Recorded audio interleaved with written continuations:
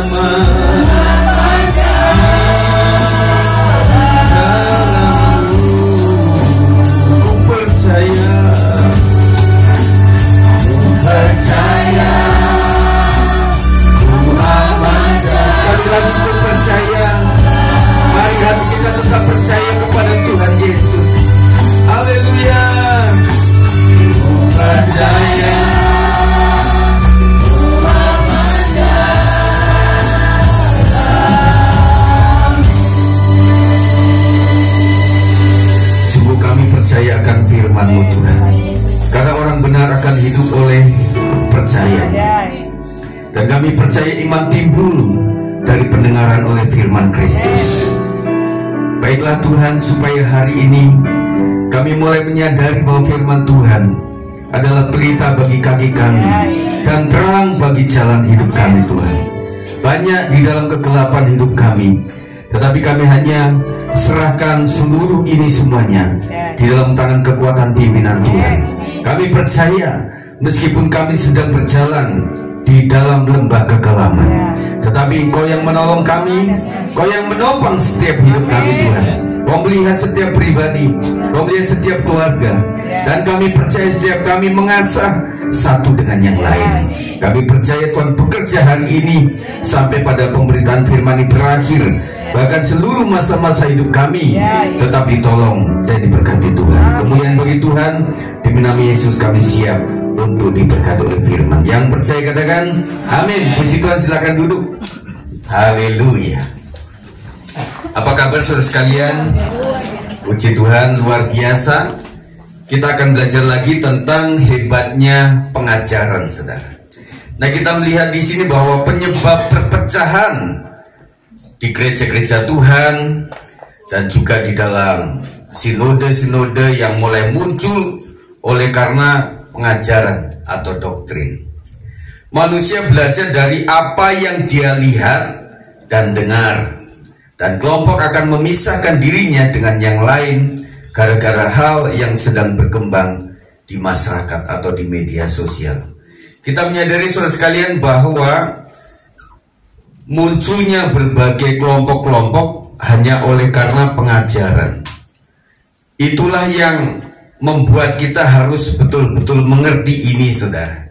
Kita mengenal adanya gereja Katolik, ada gereja Reform, ada gereja Lutheran, ada masih aliran gereja Injili, gereja Menonit, gereja Pentakosta atau Karismatik, ada gereja Baptis, dan juga yang non-denominasi, persekutuan doa dan sebagainya. Sangat banyak, saudara.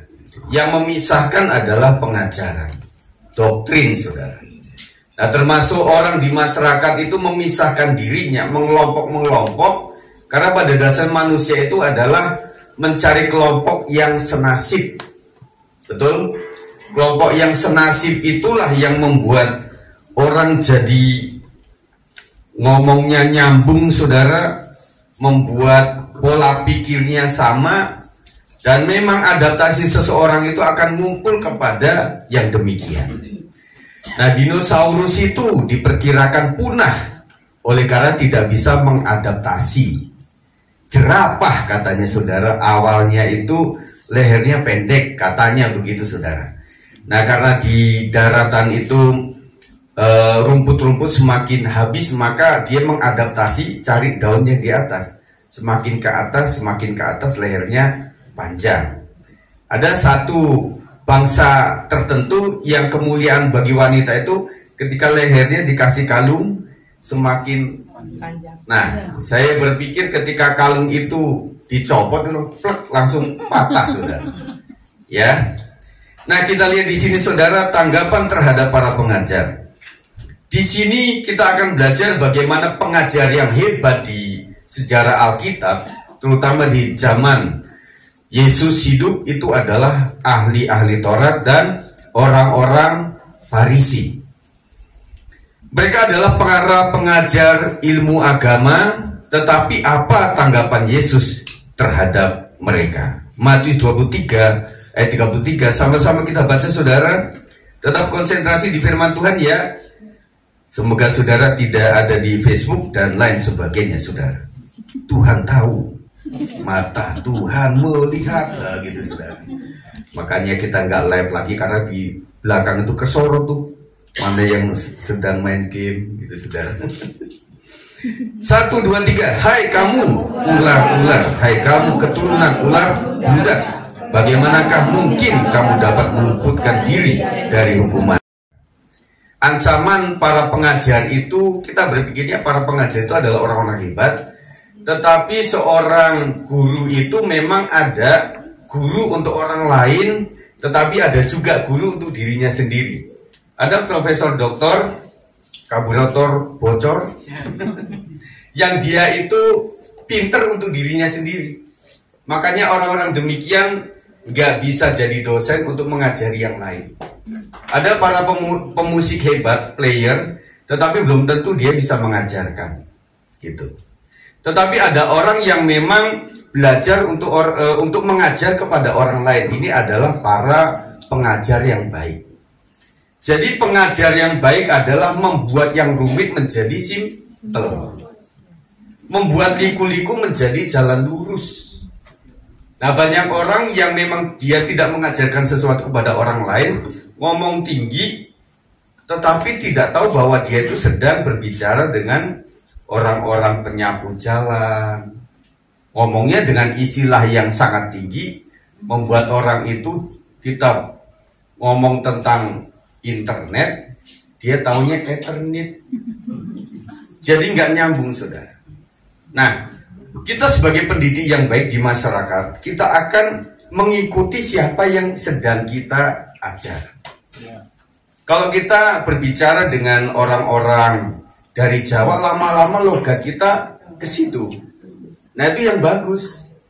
Yang artinya, oh, ngono Thomas. Iya. Nah, waktu dia ngomong bahasa Jawa, oh, nggak ngerti. Isone me iku, nah gitu, saudara. Nah, artinya, saudara, kita melihat bahwa seseorang itu ingin menjadi guru, tetapi apakah dia menghidupi yang diajarkan? Jadi kritikan Tuhan Yesus, terutama dalam Matius 16 ayat 6-12, Yesus berkata kepada mereka, berjaga-jagalah dan waspadalah terhadap ragi orang Farisi dan Saduki. Maka mereka berpikir-pikir dan seorang berkata kepada yang lain, itu dikatakannya karena kita tidak membawa roti. Ayat 8 apa? Dan ketika Yesus mengetahui apa yang mereka perbincangkan, ia berkata, mengapa kamu memperbincangkan soal tidak ada roti, hai orang-orang yang kurang percaya? Belum juga kamu mengerti? Tidak kamu ingat lagi akan 5 roti untuk 5.000 orang itu? Dan berapa bakul roti kamu kumpulkan kemudian?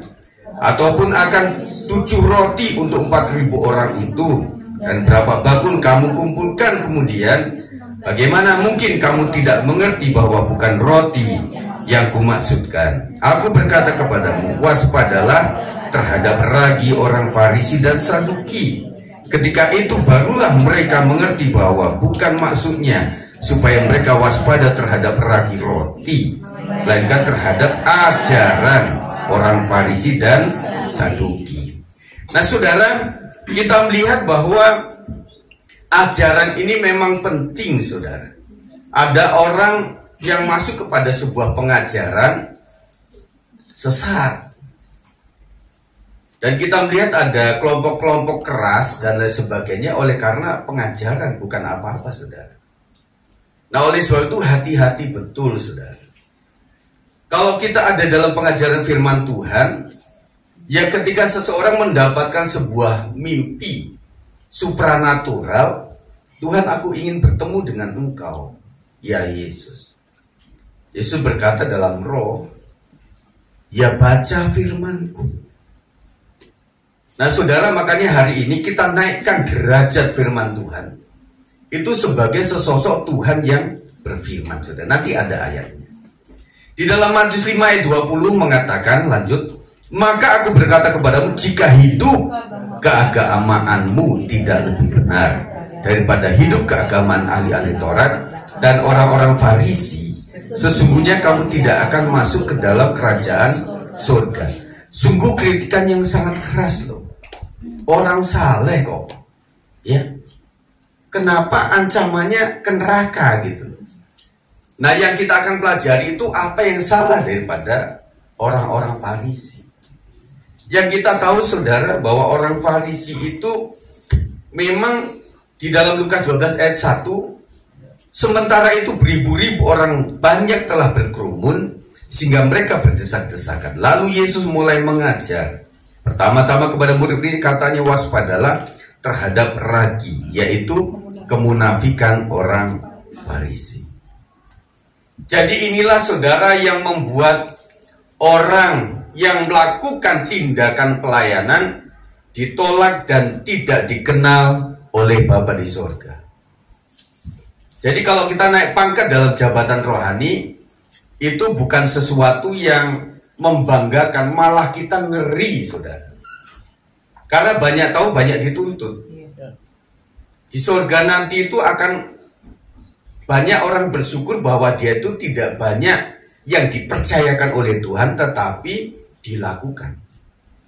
Dan nanti orang-orang di neraka akan menyesal, dia dikasih talenta yang begitu banyak untuk melayani pekerjaan Tuhan, tetapi dia tidak bertanggung jawab dan tidak melakukan itu. Ya. Jadi saudara, di sini luar biasa, kemunafikan inilah yang tahu itu hanya hati dan pribadi kita, Bapak Saudara. Makanya saya nggak boleh bilang orang itu munafik dan sebagainya. Saudara juga tidak bisa bilang begitu, karena yang tahu itu hanya dirinya dan Tuhan saja. Tetapi buat orang-orang yang dipercayakan dalam pekerjaan rohani, kita memiliki kepekaan, saudara. Jemaat juga dikasih roh yang sama untuk peka. Makanya hati-hati bahwa orang yang ada di sini, dia bentuknya munafik atau tidak, itu akan terasa secara impartasi. Itulah yang orang katakan suasana ibadah kering. Padahal kita udah kedinginan, saudara, kena AC. Disebutnya kering-kering, itu ya gak ada yang dibagikan oleh para pelayan dan lain sebagainya. Ada seorang bombok yang dia bersaksi, semua jemaat bisa menangis. Tetapi ada orang profesor doktor yang bersaksi di sini, biasa saja. Dan yang paling hidup itu adalah kesaksian hidup. Puisi yang sampai mendarat ke hati para pendengar adalah puisi yang dibuat ketika dia mengalami hancurnya hidup dan kemudian dia katakan dalam sebuah rumusan tulisan-tulisan. Demikian juga lagu.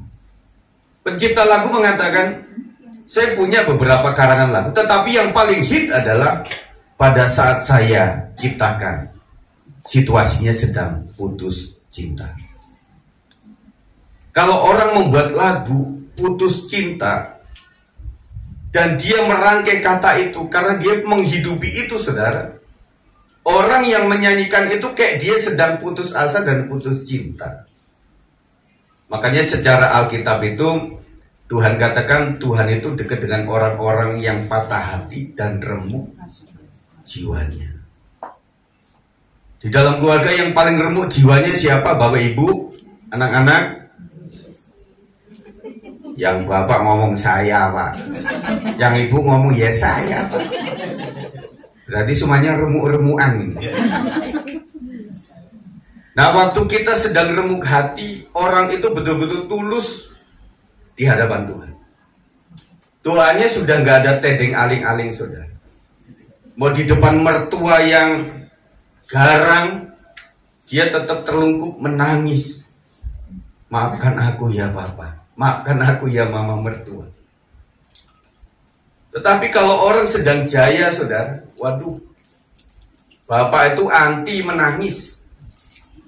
Padahal kalau di kamar mandi atau di hutan sendirian itu nangis sampai kegerusan, saudara. Tetapi saya melihat ketika orang di jamaah Tuhan, dia punya pangkat apapun, dia menangis di hadapan Tuhan. Makanya di gereja Tuhan itu adalah tempat kita tulus di hadapan Tuhan. Ya, saudara.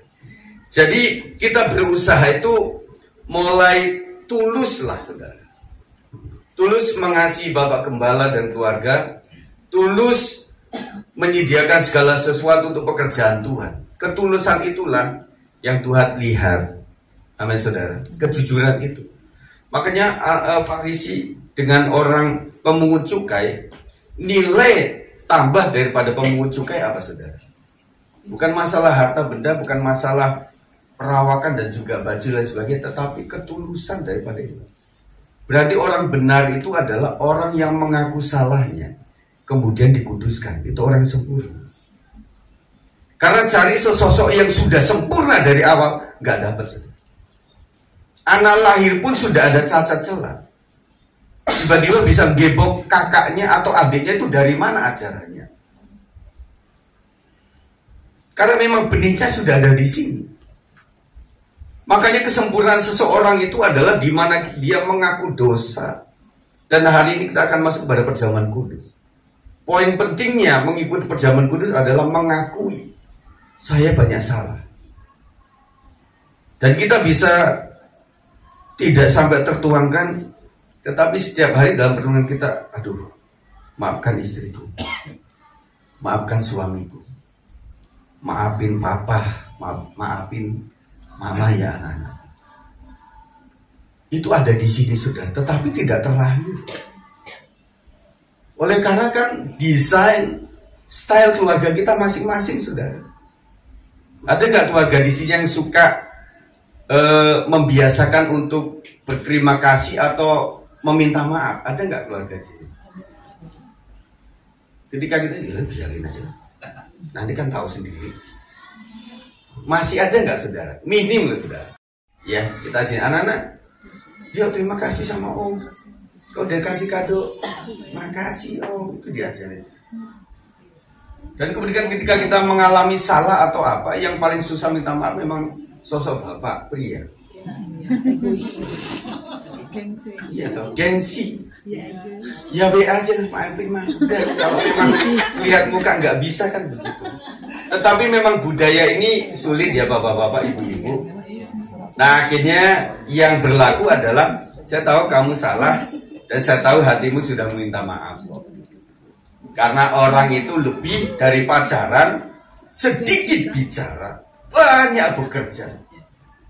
Kamu nggak ngomong I love you, tetapi traktir bakso terus, nah itu berarti indikasinya cinta, gitu loh. Perbuatan ya. Yang waktu sebelum menikah itu yang memang berkata I love you atau meminang atau ngomong ada nggak? Angkat tangan. Oh Bang Riki sama Kak Sika gimana? Ngomong waktu itu? Enggak. Yang nggak ngomong biasanya dulunya temen. Iya, temen. Pak Sabdi. Dulunya teman kerja. Kapan jadinya nggak tahu. Ya. Jadi kebiasaan itu membuat kita ya udahlah. Pokoknya dia mulai goreng tempe lagi, oh berarti saya udah dimaafkan. Nah, bapakku sudah bawa martabak ke rumah ya berarti dia sudah memaafkan. Ya cuma itu ya. Jadi tapi istilahnya saudara kita sudah mengakui lah. Dari model dia memang dia sudah pernah hancur hati untuk ya udah dia sudah memohon maaf. Itu saudara. Ya. Matius 15 ayat 8 mengatakan bangsa ini memuliakan aku dengan bibirnya padahal hatinya jauh dari padaku. Betul saudara. Mari saja kita sekalian tuh jujur di hadapan Tuhan. Makanya membangun untuk kejujuran ketulusan itu kata Tuhan, buka pintu, masuk kamar, tutup pintu. Disitulah kita paling jujur. Sampai pakaiannya jujur, pakai sarung ya wis menghadap Tuhan yang Maha Kuasa. Iya kan saudara? Nah itu paling jujur. Kalau kita dibentuk dari pribadi yang dibangun secara rohani, rata-rata perjalanan hidupnya dia akan lebih jujur. Dibanding dia itu masuk kepada proses sudah di kalangan khalayak ramai, itu munafiknya nggak bisa dihentikan. Ya, jadi bersyukurlah saudara ketika kita memiliki satu beban, tetapi itu harus dikondisikan untuk saya dan Tuhan yang tahu. Tidak semua urusan rumah tangga itu orang banyak harus tahu. Karena rem gas kehidupan itu ada pada kita. Dan bahkan rumusan saya adalah kita lupakan masa lalu. Kecuali hutang. Lupakan itu karena dari hari ini sampai ke sana gak usah ngurusin.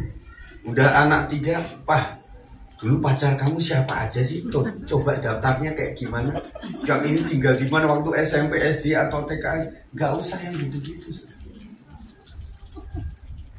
Dan ibu-ibu jangan juga terlalu curiga sama bapaknya. Di suatu kota bapaknya, "Mah, yuk, kok itu loh, soto yang paling enak di kota." "Iya, dari mana ya taunya?" Itu paling sedih saudara gitu. Udah gak usah diajak kemana-mana. Curiga melulu sih. "Mah, kalau buat nasi goreng kayak gini, nasi goreng kencur gitu ya kayak gini." "Iya, tahu dari mana?" Waduh, bapak-bapak ya nggak asal ngomong. Yang mau tahu dari pacarnya yang dulu atau dari calon mertuanya dulu, ngapain biarin aja, nggak usah diurusin. "Mah, di Solo tuh hotel yang paling enak." Iya, kita kan susah ngomong saudara. Mau cerita apa lagi? Naik andong, keren itu loh andongnya. Cie, kenangan nih ya ampun anak-anak itu. Mama papa ngapain sih ngomong kayak gituan sampai kayak gitu saudara. Nah rumusan saya adalah kita memiliki masa depan, masa lalu yang kita nggak ada yang sempurna. Kalau orang ngitung yang lain, dia akan ngitung kita. Itulah masa-masa krisis dalam rumah tangga. Siapa itu namanya Anton misalnya? Enggak. Ya. Nah makanya disinilah kita memiliki titik di mana lupakan masa lalu. Kecuali apa? Hutang. Ya. Apa fungsi pengajaran firman atau Alkitab saudara? Segala tulisan yang diilhamkan Allah memang bermanfaat untuk mengajar. Kita itu sedang diajar saudara. Di dalam sekolah pendidikan rohani itu ada pengajaran, ada juga yang namanya tugas, melakukan atau tidak. Kalau di dalam dunia formal pendidikan itu ada stratanya, Bapak Saudara, ada silabus namanya. Jadi bagaimana ukuran dia dari TK naik ke SD ada, dari SD ke SMP, SMP ke SMA itu ada ukurannya, yang disebutnya raport. Nah kita ini kan saudara tidak ada silabus dalam artian yang melegalkan bahwa oh bapak ibu sudah masuk ke level rohani kayak gini, kan gak ada. Ukurannya apa? Ukuran saya apa saudara? Oh tahun lamanya jadi Kristen loh banyak. Kita yang lahir orang wek dia haleluya lahir. Tetapi ya tetap saja perjalanan berbeda dengan orang yang tengah umur dia baru kenal Tuhan. Berarti dalam hal pengajarannya saudara.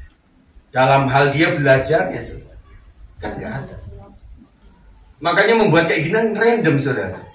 Lihat Bang Oto saya bicara tentang apa, lihat Ibu di sana saya bicara tentang apa, lihat ke sini saya bicara apa, kadang bisa berbeda-beda, saudara. Kenapa saya buat kayak gini? Supaya saya nggak melanggar jam. Kalau zaman dulu nggak ada kayak gini, saudara, melihat itu, wah bicaranya tentang itu, melihat sono bicaranya tentang itu, lama-lama 2 jam khotbah. Waktu ditanya temanya apa, ya nggak tahu, tadi random aja. Lihat sana tentang ini. Ya saudara, ini dikasih oleh Tuhan, kita lihat di sini bahwa sesungguhnya firman itu untuk mengajar kita. Kalau menjadi dewasa, pengen menjadi dewasa, maksud saya kita harus baca firman. Baca apa? Lagu selama itu? Baca tiap hari. Baca kitab suci. Doa tiap hari. Ya, kitab suci baru kita sebutkan, saudara. Biasanya kan Alkitab. Baca kitab suci. Doa tiap hari. Terus baca kitab suci, doa tiap hari. Diulang-ulang, Bu. Ya, kan? Ya, itu ya. Oke, itu ya, Bapak Saudara sekalian, memang harus kita baca. Ini kan manual buku. Kemudian untuk menyatakan kesalahan. Ada orang bilang gini, Pak, kalau khotbah jangan ngungkit-ngungkit kesalahan atau dosa, ya. Karena random tadi ya kita nggak nyebut apa-apa sebenarnya, tetapi ada orang yang tertemplak. Nah, tetapi prinsip pertumbuhan adalah kalau engkau ditemplak berarti engkau diperbaiki. Lebih cepat diketahui kesalahan daripada, lebih baik kata medis apa? Lebih baik menjaga. Apa bahasanya bukan gitu? Lebih baik mencegah daripada mengobati. Ya, lebih baik mencegah daripada mengobati. Kalau preventif, menjagai. Kalau preventif, pencegahan apa? Iya. Saudara, mending bangun ulang daripada renovasi. Temen, wah Pak Sigit, saya puji Tuhan dapat THR 45 juta, ini kayaknya bisa lah. Plafon itu ada yang patah-patah. Waktu dibuka, saudara, 10 juta lebih. Karena apa? Loh, rayap tuh pembangunnya luar biasa loh. Tapi merugikan, saudara. Rayap itu dari dalam, saudara. Nggak kelihatan waktu ternyata rayap. Agendanya kayak gitu. Makanya ada orang itu membeli sebuah rumah, kalau dia punya dana, hancurin semua, habis itu bangun baru. Cuma manusia nggak bisa gitu, saudara. Ya kamu rusak, ya kita bunuh aja. Habis itu kita sosok yang kan nggak bisa, saudara. Tetap sosoknya tetap kita. Yang diperbaiki apa? Nah, itu yang membuat kita itu, waduh, dinamika kehidupan sosial kita, rumah tangga begitu luar biasa, kayak sinetron, saudara. Tetapi percayalah, seperti lagu zaman dulu, yang rusak sudah dibetulkan dengan penuh kasih sayang. Luar biasa, saudara. Kita ini orang-orang hancur, saudara. Cuma saudara nggak saya ceritakan aib saya. Saudara juga nggak banyak cerita tentang aib saudara. Memang nggak boleh. Karena kalau Tuhan itu menghapus dosa, melupakan dosa, memang betul-betul kehapus dan hilang. Kalau manusia itu mengampuni, iya, tetapi ingat, tetap ingat, saudara. Kecuali kita itu kejedot bajai, habis itu otak kita sengkleh, nah itu bisa nggak ingat gitu. Nah, semasa kita masih menghidupi manusia daging, apapun tetap kita ingat. Jadi udah, aku sudah melupakan kok waktu kemarin itu kamu buat kayak gini. Bohong. Orang dia masih ingat kok. Dia ngajak makan bubur kacang hijau. Dia pamitan duluan. Ya tinggal saya mesti bayarin. Ingat. Tapi udah ditraktir ulang, udah. Tapi memori. Makanya tugas kita itu kepada suami dan istri itu Kalau disebut melupakan nggak bisa. Tetapi adanya hanya mengampuni. Tetap ingat kok. Betul, kalau nggak ada hukum negara, udah saya bunuh dari tahun berapa kayak gitu istilah kata. Ini orang benar-benar. Tetapi ya sudah, gimana? Nah, dalam rangka mengoperasi itulah Bapak Saudara kita minta kerjasama. Karena saya pun juga membutuhkan dioperasi hidup saya. Enggak tahu masa kecil saya bagaimana. Saya itu disebut pembohong juga iya. Karena saya kalau udah males sekolah, saudara, mainan saya ke hutan. Senjata saya apa? Bukan senjata untuk ke bapak.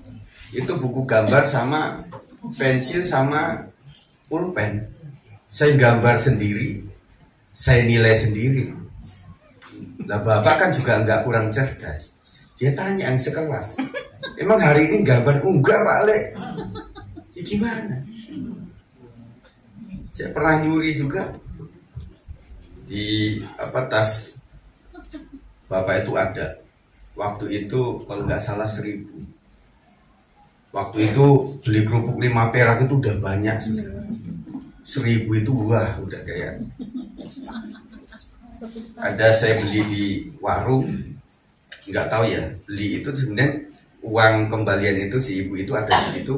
Waktu dia kasih barang sama saya ke bawah itu uangnya. Saya tetap bawa ke rumah. Itu anak pendeta. Saya berantem sama kakak iya. Jadi kalau saya pulang itu yang jadi humoran itu ya cerita saya sama kakak waktu kecil. Kakak saya nyari saya. Nurani saya bilang kakak saya tahu saya di mana. Di depan, di belakang WC itu ada lalang cuma segini. Saya sembunyi tahu dia bawa sapi. Cikit, tak pateni gue, gitu ya. Apa itu bahasa Jerman? Saya lari, saya pegang benda di lari, saudara saya pakai batu baterai ABC yang center itu kan. Saya itu kalau yang jahat titis, saudara, titis itu pas. Kok saya napel burung itu kan jarang kena, tapi kok nepel ayam tetangga itu kena. Itu termasuk kakak saya ini. Ya paling untuk ini aja ya, untuk inilah supaya dia lari. Kena bener tulang ikat muter ya. Ini namanya batu kan lumayan tuh sudah. Waduh kan tetangga juga lihat sudah. Makanya kalau saya pulang itu aduh Mas Sigit, ya bersyukur ya udah jadi orang. Gue berarti kan saya bukan orang. Saya saudara kita malu kok cerita tentang masalah itu, malu saya. Karena mas saudara kalau laki sama laki itu ya kalau ketemu memang jadi musuh. Tapi kalau sudah jauh di sana di Kalimantan kangennya ada. Ya itulah kan keluarga begitu saudara. Nah sama kalau kita mau cerita tentang hidup kita, aduh kita nggak ada yang layak di sini. Nggak ada yang layak. Orang sekolah minggu di sini, terus kemudian sebelahnya itu kan kamar, ya, semacam kamar kami tinggal. Nah saya nggak sekolah minggu tinggal di situ. Nah kan bukan dinding kayak gini gede kan, bambu itu. Ya sama teman saya ngobrol sama sebelah sekolah minggu. Bener-bener sudah. Masuknya pura-pura sakit sudah. Waktu dituju buat ini, buat doa. Ya anak pendeta gitu, guru Islami. Sikit ayo doa. Tuhan Yesus nggak bisa. Ya puji Tuhan mau, tapi endingnya itu yang membuat kayak Sri Mulat. Akhirnya kakaknya lanjutin. Saya melihat nggak ada yang sempurna lah anak-anak pendeta itu. Digangguin bapaknya pelayanan. Terus suatu kali saya sama anak majelis coba-coba ngerokok. Gue sudah. Rokok itu putuhnya diginiin. Itu kan asapnya tetap gini. Pak majelis satunya datang. Terus matiin Pak itu. Namanya Andreas. Gue matiin. Ya ngerti lah ketahuan. Untungnya saat itu pahit. Jadi saya nggak lanjut. Kalau enak kan lanjut. Untungnya pahit. Nah, saya rasa waktu itu memang pengen melihat teman-teman ya, anak remaja tuh, kayaknya enak, kayaknya laki gitu ya. Saya naik motor saudara, Yamaha yang ada Honda tulisannya 80 dulu, ada Yamahanya juga. Saya ngebut 60 km per jam tuh seakan-akan udah ngebut tuh di pasar itu. Nah, tahu aja aspal zaman dulu sebenarnya kan begini-begini saudara. Ya orang kan jengkel lihat orang anak-anak yang kayak gini. Sebenarnya saya berantem di sekolahan sama tetangga di bawah tiang bendera, disaksikan itu. Yang minta maaf ya mamanya dia. Bapakku dianggap dukun, disantet mati anakku. Akhirnya minta maaf, loh, siapa sing salah kan gitu? Ya sama-sama salah. Main kelereng, orang sekolah main kelereng. Tapi saya menangan main kelereng itu. Dia pakai celana pendek, nggak pakai ikat pinggang, itu kelereng gini kan lorot, saudara. Namanya Esi nggak pakai camcut itu. Sekalian malu-malu, tapi kan menang. Wah parah pokoknya kalau. Nah ini contoh figur. Kalau masa kecil kita angkat tuh luar biasa. Jelek deh kita.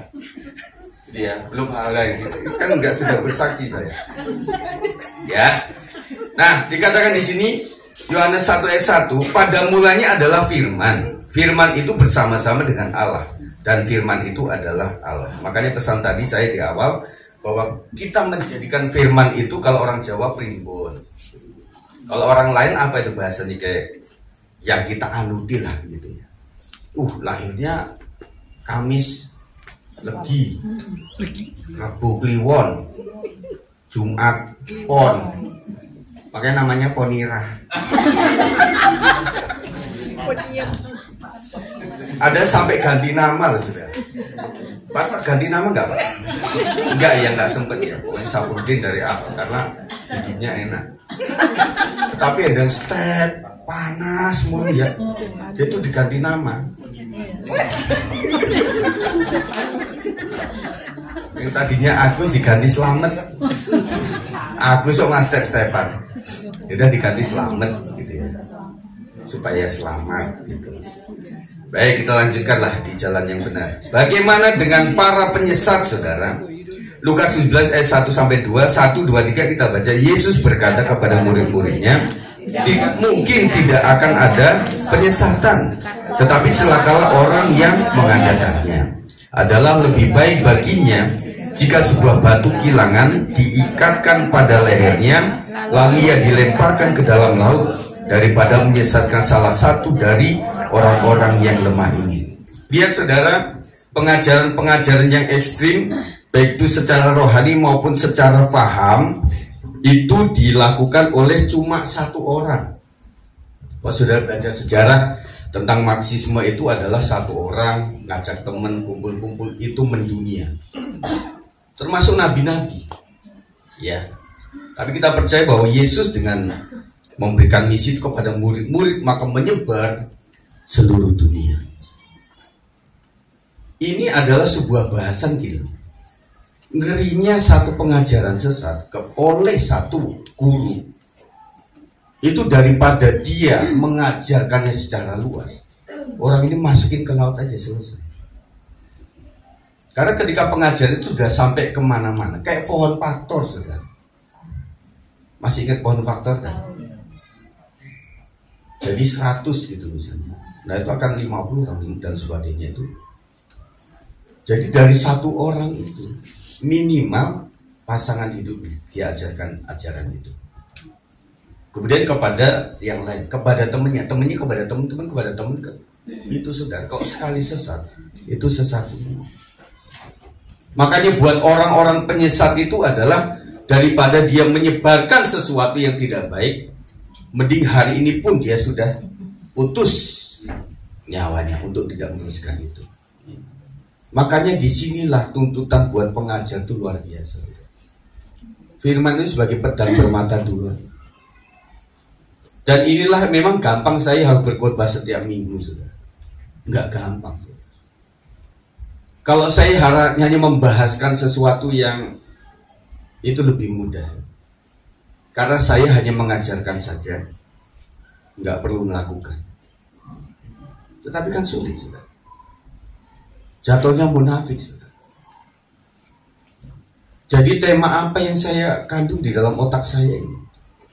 Berkali-kali saya sudah siapkan apa. Tetapi saya ganti tema, hari ini pun juga ganti tema.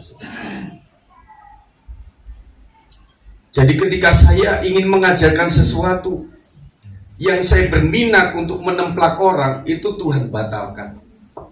Itu aneh sudah. Kalaupun saya paksakan, saya nggak ada damai sejahtera. Nggak ada sudah. Karena ada orang tipikal pengkhotbah itu adalah pengkhotbah yang sadis. Nggak cuma guru matematika. Tapi pengkhotbah juga ada sadis. Dimanapun dia nemplakin orang. Jadi khotbahnya plak-plok, sakit hati, ulah. Tetapi Tuhan memberikan hati saya sehingga bergantung sama Roh Kudus itu sepenuhnya. Tuhan, apa yang harus saya katakan? Dan karena sebuah dinamika kehidupan menghidupi firman, jadi membuat saya ya sudah olahan Roh Kudus saja. Apa yang saya lakukan itu beda-beda saudara. Ketika saya berpikir bahkan gini, di tema yang sama saya pernah membuat itu bahkan yang jauh lah 5 tahun yang lalu. Saya buka lagi file itu, atau setahun yang lalu, itu kayak mati saudara. Serius. Teman-teman yang saya kasih bahan khotbah tentunya merasa itu. Kalau bukan olahan kita, ngotbahin tema orang itu nggak gampang. Nggak gampang, saudara. Makanya Sinode GBI kasih sebuah tema, tetapi silakan modifikasi sesuai lokal masing-masing. Nah, seorang pengajar yang cuma dikasih buku, kemudian suruh mengajarkan, ya bisa, tetapi nggak hidup. Beda sama orang yang dia sudah bengkel, itu sudah sekitar 10-20 tahun. Dia sudah tahu. Mendengar suara mesin mobil itu sudah tahu. Bawa aja ke dalam, Pak. Dia langsung menuju ke toolsnya, itu tepat. Karena apa? Dia menghidupi ilmu itu. Ibu-ibu masak kan juga begitu kan? Gak usah pakai Google, gak usah pakai ini. Pokoknya dia ingat mbahnya waktu itu kayak gini, bumbunya kayak gini, pakai kayu manis, pakai ini. Makanya ada bumbu rahasia.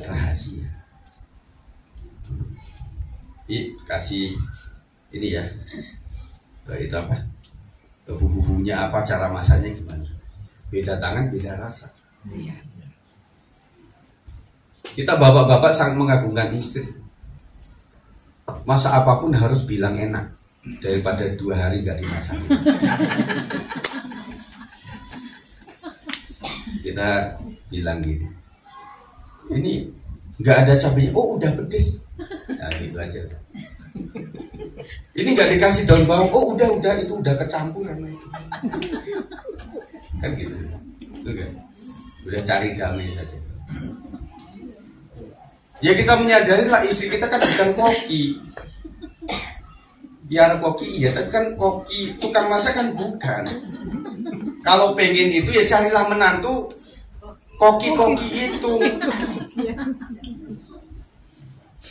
Serius, kadang-kadang kita punya satu apa ya, perfectnya itu nggak masuk di akal sudah. Udah tahu istri saya itu masak Indomie waktu pacaran kan, suruh masak gulai ayam, gulai kambing. Ya kalau dipaksa kayak gitu ya udah dia sembunyi. Pesennya Grab, food, masuk dari belakang. Ini Pak udah masak. Oh cepet ya masaknya. Oh iya. Nah kita kan nggak bisa paksakan yang seperti itu. Benar nggak ibu bapak-bapak? Kita nggak bisa maksain. Dalam artian ya udah kita memang berusaha untuk belajar. Makanya ngelihat orang itu dari mana dia sampai sejauh ini sudah berubahnya seperti apa itu hanya Bapak Ibu Saudara keluarga besar yang tahu persis. Kalau orang melihat sekilas, aduh Pak itu orangnya kok males banget ya kayak gini-gini gitu ya. Tetapi kita lihat dia itu yang dulu tuh kayak apa, sampai kepada hari ini kayak apa, itu yang perlu kita tahu. Orang bilang, aduh Pak, si bapaknya tuh bangunnya jam 8, tapi udah bersyukur loh. Kenapa? Waktu kami habis menikah tuh bangun jam 12. Loh, itu kan sebuah peralihan yang baik. Tetapi kata orang itu dicela-cela itu. Makanya orang-orang kota kalau udah di kampung itu, udah jam 4 pagi juga sudah pada melek itu, pada udah di jalan-jalan itu, ada yang angon kebun, ada yang mulai ke sawah itu, anak-anak main-main meskipun tapi udah bangun saudara. Nah anak-anak kota nyampe di daerah bisa bangun jam 12. Itu jadi celah bagi keluarga besar kita yang di kampung. Makanya sebelum ke daerah, belajar dulu bangun Pak. Nanti kita yang malu. Nanti bangun ya bangun blek itu di dapur. Kan gitu saudara. Ya. Jadi itulah yang sedang kita siasati saudara. Nah, kita lanjutkan lagi saudara. Mazmur 24 ayat 3 sampai 4 mengatakan, siapakah yang boleh naik ke gunung Tuhan? Siapakah yang berdiri di tempatnya yang kudus? Orang yang bersih tangannya dan murni hatinya, yang tidak menyerahkan dirinya kepada penipuan dan yang tidak bersumpah palsu. Ternyata untuk datang ke gunung Tuhan itu bukan sesuatu lafal dan bukan sesuatu yang kita hafalkan, tetapi adalah kemurnian hati kita. Jujur saudara, cara kita doa setiap hari itu beda-beda. Kecuali doa makan ya, itu ya gitu aja. Tetapi kalau sudah doa bentuknya ucapan syukur dan doa permohonan, itu setiap hari ada ucapan syukur, permohonan yang berbeda. Itulah yang menyebabkan kita memimpin doa itu akan beda-beda. Kadang-kadang kita panjang doa, kadang-kadang saya menyembah panjang, tapi kadang-kadang cuma bahasa Arab aja, enggak. Tetapi kadang-kadang cuma diem saja, udah nggak bisa ngomong, udah nggak bisa. Makanya kita nggak boleh niru format orang. Ini Pak Gembala tuh waktu doa malam tuh dia diem loh, saya ikut diem langsung. Kan nggak bisa saudara. Ada orang diem itu betul-betul fokus kepada Tuhan. Nah pertanyaannya, kenapa orang di sini kalau doa kayak kudu merem? Kenapa saudara? Biar fokus. Ya apalagi kalau orang itu orangnya latah. Cicak. Gitu saudara. Yang merem aja bisa keganggu kok saudara.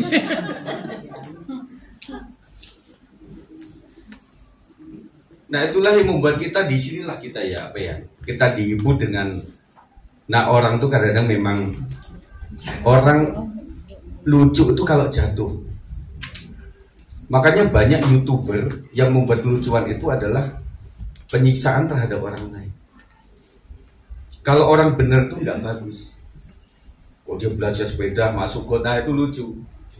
Jadi membuat kita terhibur gitu ya. Dan kita harus berterima kasih kepada orang-orang yang terhinakan, yang jatuh, yang begitu tuh membuat kita merasa bahwa saya ada di sini, dia ada di sini. Kapan waktu bisa terbalik dan kita koreksi. Amin. Ya, kita melihat di sini bahwa bersih tangan, murni hati, tidak menyerahkan diri kepada penipuan, tidak bersumpah palsu. Itu adalah penting untuk kita menghadap Tuhan. Kenapa hukumnya sebelum kau meminta apa-apa Tuhan sudah tahu.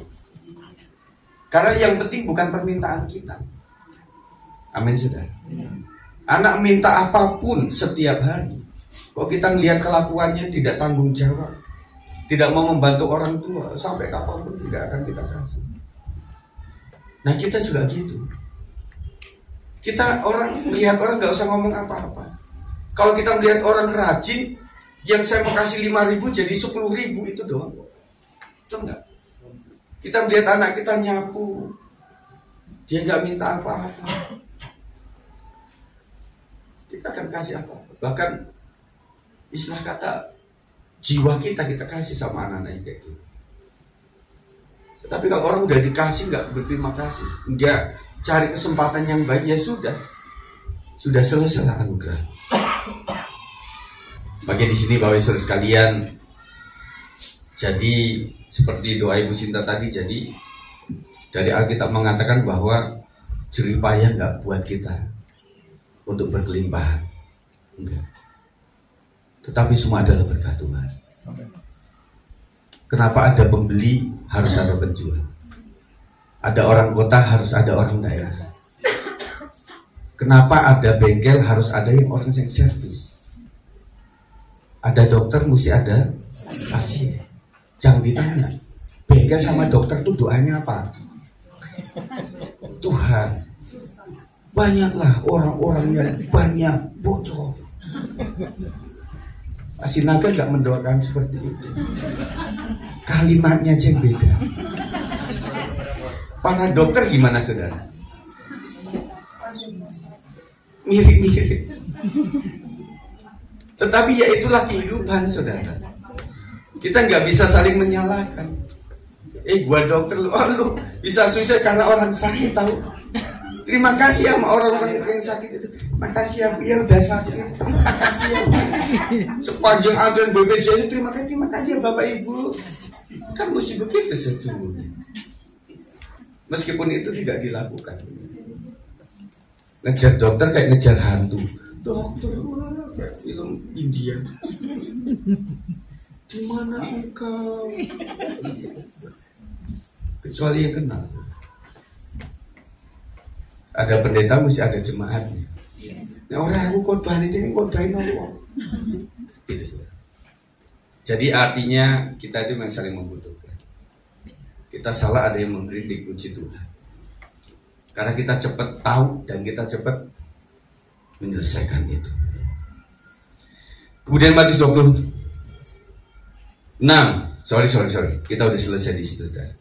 Nah, intinya adalah pada saat pagi ini, saudara, kita tidak ada sempurna di hadapan Tuhan. Kita minta supaya Tuhan, mari silakan untuk ditengahkan. Kita berdoa untuk perjamuan kudus ini. Tuhan, tanpa Tuhan siapakah aku? Kita adalah orang-orang yang siap untuk diubahkan oleh Tuhan. Amin saudara. Oleh sebab itu saya memohon kepada setiap kita kembali yang sesuai dengan firman Tuhan. Saya menyadari banyak di sana sini para pengkhotbah yang hebat, yang luar biasa. Tetapi kita melihat bahwa setiap jemaat Tuhan punya sidik jari. Tuhan sudah kasih amanat kepada setiap gembala untuk mengajarkan sesuatu. Saya pun belajar dari orang lain. Tetapi saya nggak mesti akses ke dia dong. Intinya adalah kita banyak belajar, tetapi tidak mesti menjadi sesuatu. Oleh sebab itu, belajar setia, saudara. Ya, dibentuk oleh Tuhan. Nah, kita menyadari bahwa, di sini kurang ini, kurang itu. Ya iya. Karena memang kita itu jadi manajer, pengelola, saudara. Dimanapun gak ada yang sempurna, saudara. Oleh sebab itu kita ada itu untuk menjadi alat Tuhan. Ada sebuah kalimat mengatakan, kalau engkau ingin menjadi besar, beradalah di tempat yang kecil. Saudara, saya katakan, saya orang dari kampung, orang setingkat driver di sebuah gereja di kota, waktu mereka masuk di kampung, itu sangat dihormati. Nah, oleh sebab itu saudara sekalian, mungkin kita yang di sini, saudara, kalau masuk di tataran kelompok tertentu, kita bukan apa-apa, saudara. Kalau di situ pendetanya aja 10, WL-nya aja sudah 25, keyboardnya sudah 10, kita jadi apa, saudara? Dan saya pun juga begitu, saudara. Saya menyadari bahwa ini adalah anugerah Tuhan. Dan artinya kemarin itu saya bilang di WBI juga, kalau kita tahu bagaimana sejarah ini, saudara, kita sangat menghargai. Saudara punya rumah yang sederhana, orang mungkin mengecilkan kita, tetapi kalau tahu sejarah ini, orang akan hormat sama kita. Masalahnya apa? Hanya orang-orang yang mengikuti sejarah itu yang tahu persis apa yang harus dihormati dalam pekerjaan Tuhan. Ya. Jadi saya bilang, orang bilang menganggap kita kecil. Oh iya, memang fisiknya gitu. Tetapi di sini dioperasi oleh Tuhan yang Maha Besar. Jadi kadang-kadang saudara sekalian, ya kita cuma ada di hati saja. Orang bilang apa tentang kita? Tetapi kalau melihat sejarah perjuangan saudara, sampai sebelum kesini saya sudah atur mental saya. Tuhan, selama setahun saya akan enggak besuk kepada jemaat-jemaat. Saya kasih porsi kepada semua jemaat, bahkan kepada seorang hamba Tuhan Pak Po. Silahkan Pak Po pilih. Lanjut apa kita. Tujuan saya bukan nantangin Tuhan, tetapi ingin membuktikan kalau Tuhan betul. Ini adalah amanat daripada Tuhan. Itu akan ada. Istriku lebih berat lagi dia tantangannya. Tuhan, kalau suatu minggu tertentu ada jemaat baru, nah Tuhan kasih itu. Untungnya benar ada jemaat baru. Kalau nggak ada saudara, luar biasa. Jadi istilah kata di masa-masa pandemi kemarin udah banyak teman-teman saya itu yang sudah sewa ruku udah nggak kuat. Kan mengandalkan daripada persembahan jemaat. Gimana nagihnya? Jemaat bukanlah siswa yang ada uang semester. Lama nggak dibayar, masuklah di situ mungkin supermarket di ruko itu. Pas normal, jemaat sudah pindah ke tempat lain. Nangis. Ya. Nah saya merenungkan ini saudara. Kita udah bersyukur gitu. Terus kita sempat mimbar di Solo. Ini masih ada kamar mandi. Situ masih kamar mandi masih kamar situ. Jadi cuma segitu doang saudara. Suatu saat mau ibadah, mesinnya rusak. Makasih Pak Hartono yang sudah ikut ambil bagian waktu itu. Kita punya dokter pompa. Habis itu pindah ke situ saudara. Kan bingung khotbah begini, lama-lama migrain ya khotbah begini, kayak lihat orang main bulu tangkis gitu. Waktu mimbarnya di situ. Nah kalau orang mengerti hari ini, maka kita suka cerita kepada anak-anak. Makanya barang-barang yang bersejarah di rumah saudara jangan di bumi hanguskan. Setrika lama, cap jago, itu jangan di kemana-mana ya. Kipas awal waktu ngontrak di sebuah rumah, sepeda ontel, radio, kalau bisa jangankan itu Pak, cincin nikah aja dijual, apalagi kipas. Kita bisa kasih tahu sama anak-anak. Kemarin lucu, ini kan gak live ya Pak De Hartono. Rika, apa yang paling membekas di hatimu tentang berkat Tuhan? Anak-anak semua saya tanya gitu, masa anak saya. Ini Pak Gem apa ya?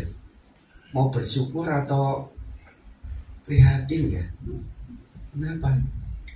Ya karena Bapak kayak gitu, saya bisa masuk perawat, sekolah perawat. Betul nggak Pak D kayak gitu? Tapi ya sedih, si papa saya kan mesti ngalamin rumah sakit. Tapi kadang ada berkatnya. Itu enggak saudara? Jadi anak-anak itu sampai tahu perjalanan keluarga itu kayak gini nah. Gitu loh. Makanya kadang-kadang ya tidak semua, tetapi yang paling top itu adalah anak pertama. Karena anak pertama itu seharian makannya telur, ceplok, dadar, semuanya bahannya telur. Anak kedua gaji udah ini, bapak udah naik pangkat. Nah itu beda. Nah kalau anak nomor 1, terima kasih ya Om, anak kedua kok enggak digini, terima kasih, jadi kasih. Oh ya oh, itu kan karakter anak kita. Yang paling anak 3, 4, 5 itu paling manja. Baby Hana enggak ya? Ya karena semuanya udah oke, jadi membuat kakaknya itu, saya dulu mama minta handphone Nexian aja sampai 6 bulan. Nah sekarang minta smartphone itu pagi bilang, sore langsung ke ITC. Nah kadang anak-anak pertama itu aduh, untuk apa ya? Nah dari anak buntil sampai yang pertama itu sebenarnya anugerahnya sama, cuma jumlahnya bisa beda. Anak-anak demikian akan menghargai perjalanan Tuhan. Sampai terjadilah seorang mahasiswa yang cum laude. Mereka undang bapaknya, dosennya mengharapkan becak bapaknya bawa ke kampus. Lu anak sekarang, kadang anak, yuk nanti belajar kelompok di rumah kamu ya. Enggak. Kenapa? Ya lagi sibuk si papa mama. Ada yang disembunyikan. Dia malu sama orang tuanya. Makanya anak-anak kami, anak kita maksud saya, nggak boleh malu dalam keadaan orang tua. Sampai hamil 9 bulan itu susah mau dititipin kemana. Kok bisa di Pak Satpam bingung, Pak titip dulu ya Pak ya anak saya. Kan enak. Diambil kemana-mana, sudah ke pantai kemana, kan dibawa saudara. Nah makanya orang sana bilang surga di telapak kaki ibu.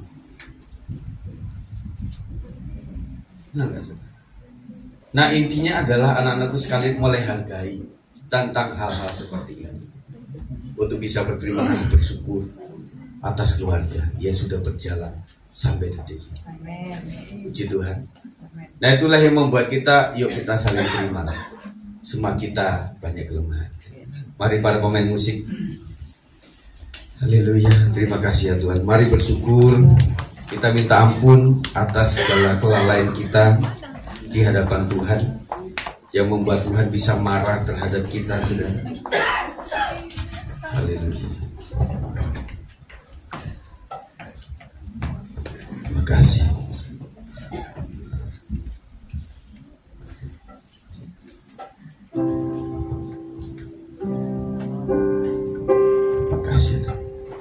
Sejauh timur dari barat, Engkau membuang dosa. Tiada kau ingat lagi kesalahan.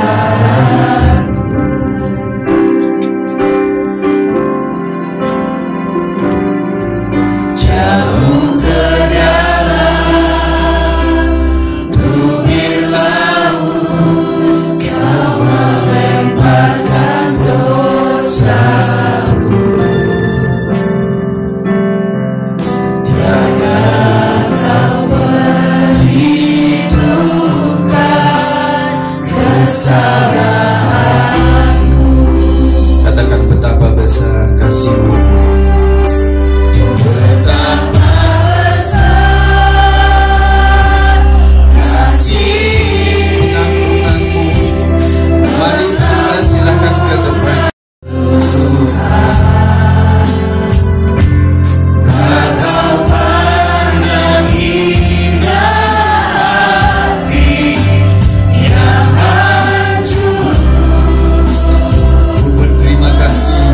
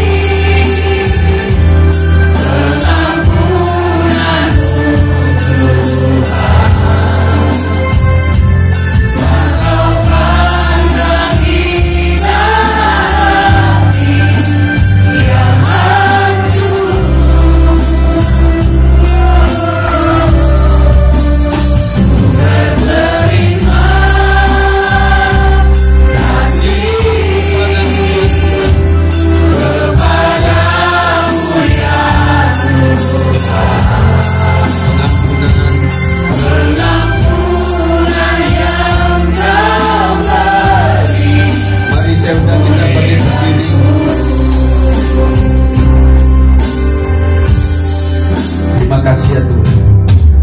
Ampuni setiap dosa dan kesalahan kami Tuhan.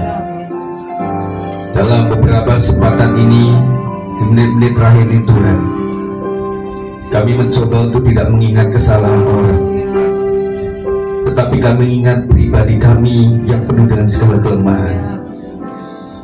Kami menyadari Tuhan bahwa apa yang terjadi hari ini oleh karena apa yang kami taburkan beberapa waktu yang lalu. Ampuni Tuhan atas apapun. Ada situasi yang tidak bisa terkendalikan oleh pikiran hati kami, tetapi Tuhan sejak hari dan seterusnya kami ingin terus mengandalkan Roh Kudus dalam mempertimbangkan dan memutuskan segala sesuatu. Tuhan kasih pencerahan pada hari ini, supaya lewat perjumpaan kudus ini Tuhan, banyak jalan terbuka, banyak pikiran yang terbuka, hatiku semakin luas, hati kami semakin luas untuk bisa melihat, menerima, mengampuni dan memperbaiki hidup kami dengan tulus. Tuhan sempurnakan hidup kami. Terima kasih ya Tuhan, kami siap untuk menerima perjamuan kudus ini. Saya akan membacakan firman Tuhan. Siapkan roti saudara di tangan kanan, angkat ke atas, dan ketika mereka sedang makan, Yesus mengambil roti, mengucap berkat, memecah-mecahkannya, lalu memberikannya kepada murid-muridnya dan berkata, ambillah, makanlah, inilah tubuhku. Kita makan.